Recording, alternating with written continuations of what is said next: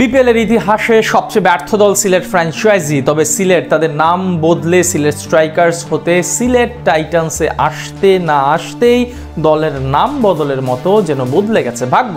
এবারকার আসরে নিলামের আগেই সবচেয়ে শক্তিশালী স্কোয়াড সাজানোর জন্য মাঠে নেমে গেছে তারা। এর মাঝে দলে এসেছে মোহাম্মদ আমিরের মতো তারকা, সাথে আছে আরও 3 জন বিদেশি খেলোয়াড়। তবে কারা আসছে সিলেটে তার বিস্তারিত প্রতিবেদন। এবারের বিপিএলে সিলেট যেন নিজেদেরকে প্রস্তুত করছে একেবারে ভিন্ন। নাম বদলের সাথে সাথে এবারের স্বপ্ন বদলে ফেলেছে তারা। প্রতিবার দেখা যায় তাদের স্বপ্নে থাকে তলানির দিকে, অন্তত র্যাঙ্কিং সে কথাই বলে।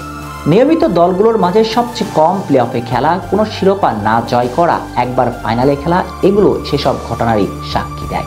তবে এবার যেন একেবারে ভিন্ন কিছুর ইঙ্গিত দিচ্ছে দলটি। মালিকানা বদলে গিয়েছে, এমনকি বদলে গিয়েছে দলটির নাম। সিলেট স্ট্রাইকার্স হতে নতুন নাম হয়েছে সিলেট টাইটান্স। নতুন নামে এসে নিলামের আগে কাঁপিয়ে দিচ্ছে মাঠ। দেশি ক্রিকেটারদের মাঝে দলটি এখনো হাইপ তুলতে পারেনি। দলে নেওয়া হয়েছে বাংলাদেশি খেলোয়াড় হিসেবে নাসুম আহমেদ ও মেহেদী হাসান মিরাজকে। এর মাঝে মিরাজকে দলের অধিনায়কত্ব তুলে দেওয়া হয়েছে। তবে দেশি খেলোয়াড়দের দলে ভিড়িয়ে চমক দিতে না পারলেও চমক দিয়েছে বিদেশি খেলোয়াড় স্কোয়াডে যুক্ত হয়ে। এর মাঝে তো 4 জন বিদেশি তারকা খেলোয়াড়কে একই দিনে নিজেদের করে নিয়েছে তারা। সিলেট টাইটান্সে যুক্ত হলো মোট 4 বিদেশি তারকা। পাকিস্তানের সাবেক গতিময় পেসার মোহাম্মদ আমির ও শ্রীলঙ্কার নির্ভরযোগ্য টপ অর্ডার ব্যাটার কুশল মেন্ডিস এবার মাঠ মাতাবেন সিলেটের হয়ে। দলটির এক কর্মকর্তা নিশ্চিত করেছেন আসন্ন মৌসুমে এই 2 অভিজ্ঞ ক্রিকেটার সিলেট টাইটান্সের জার্সিতে খেলবেন।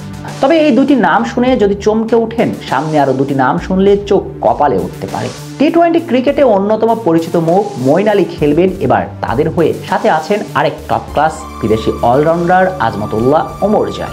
এই 4 জন বিদেশি খেলোয়াড়কে এর মাঝে দলে নিয়েছে ফ্র্যাঞ্চাইজিটি। এদিকে বিভিন্ন গণমাধ্যম বলছে মোহাম্মদ আমির ও কুশল মেন্ডিস চুক্তিবদ্ধ হয়েছে পুরো মৌসুমের জন্য। অন্যদিকে মঈন আলী ও আজমতুল্লাহ ওমরজাইকে দেখা যাবে মাঝামাঝির দিকে। তারা ভিন্ন ভিন্ন লিগ হতে এসে যোগ দিবেন বিপিএল খেলার জন্য। আগামী 17 নভেম্বর অনুষ্ঠিত হওয়ার কথা বিপিএল নিলাম। 2012 সালের পর হতে বিপিএল অনুষ্ঠিত হতো ড্রাফট, তবে এবার সেই ধারা হতে বের হয়ে এসে আয়োজন করা হবে নিলামের। সিলেট টাইটান্সের কোচিং প্যানেলেও এসেছে বড় পরিবর্তন। দলের নতুন প্রধান কোচ হিসেবে দায়িত্ব নিয়েছেন ঘরোয়া ক্রিকেটের অভিজ্ঞ ও পরিচিত মুখ সোহেল ইসলাম।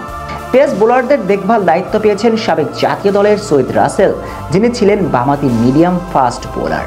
আর ফিল্ডিং বিভাগে নতুনভাবে যুক্ত হয়েছেন কিমেলস রব, যিনি সামলাবেন ফিল্ডিং কোচের দায়িত্ব।